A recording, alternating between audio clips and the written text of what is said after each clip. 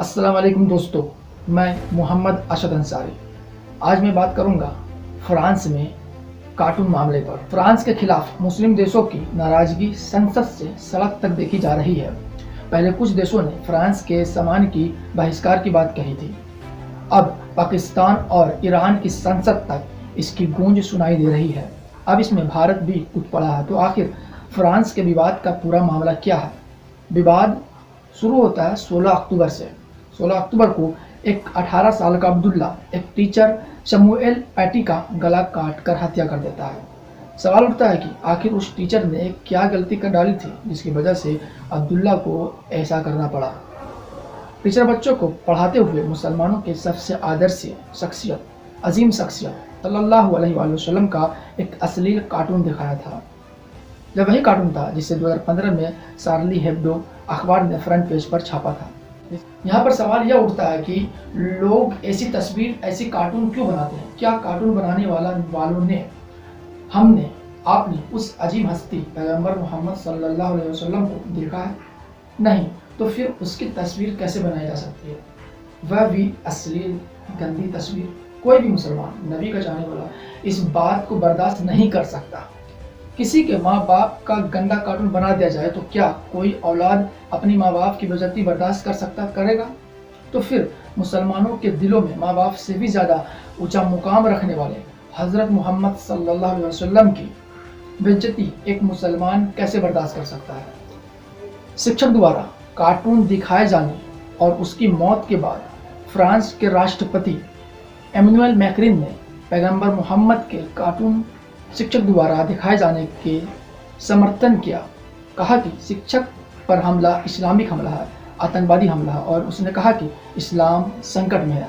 इसके जवाब में तुर्की के राष्ट्रपति रजब तैयब ने कहा कि मैक्रोन का दिमागी संतुलन खराब हो गया, उसे इलाज की जरूरत है। इसके अलावा अपने देश के लोगों को फ्रांस के सामानों का बायकॉट करने को कहा। इसके बाद तुर्की समेत पाकिस्तान, बांग्लादेश, इराक, जॉर्डन, अरब जैसे देशों ने फ्रांस के सामानों का बायकॉट करना शुरू कर दिया। कार्टून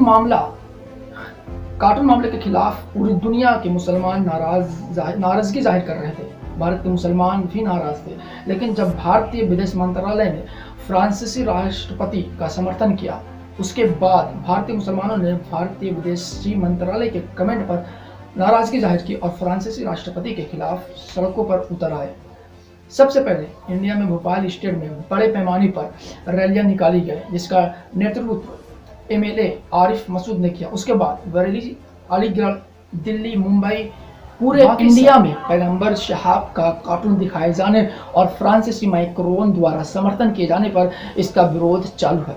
और अगर मामला नहीं थमा तो इंडिया के हर स्टेट से मुस्लिम हो या गैर मुस्लिम सड़कों पर उतरने के लिए तैयार हैं और उतर भी रहे हैं और अपनी नाराजगी जाहिर कर रहे हैं।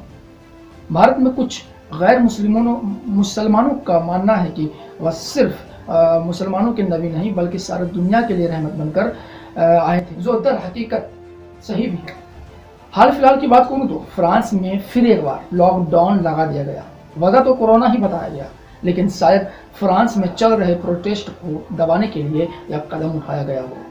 इसके अलावा 1 नवंबर को मैक्रों का एक और बयान आया, जिसमें उन्होंने कहा कि मुसलमानों की भावनाएं हम समझते हैं, लेकिन कट्टर इस्लाम सबके लिए खतरा है।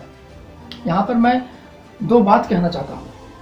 पहला तो यह कि अगर मैक्रोन मुसलमानों की भावनाएं समझते हैं तो फिर कार्टून दिखाने वाले शख्सियत का सपोर्ट ना करें। दूसरी बात, इस्लाम में कट्टर जैसा कुछ नहीं होता। हज़रत मोहम्मद ने सल्लल्लाहु अलैहि वसल्लम ने खुद फरमाया कि तुम किसी दूसरे धर्म की बुराई ना करो, क्योंकि फिर वो तुम्हारे धर्म के बारे में भला बुरा बोलेंगे। तो मुसलमानों ने ऑपोजिट तो नहीं कर रहा है, बल्कि जो हुआ वह दोबारा ना हो इसके लिए वह प्रोटेस्ट कर रहा है। दोस्तों, आपको यह वीडियो पसंद आई हो तो लाइक करें और इस वीडियो को शेयर करें और हमें सपोर्ट करने के लिए हमारे चैनल सब्सक्राइब करें। खुदा हाफिज़।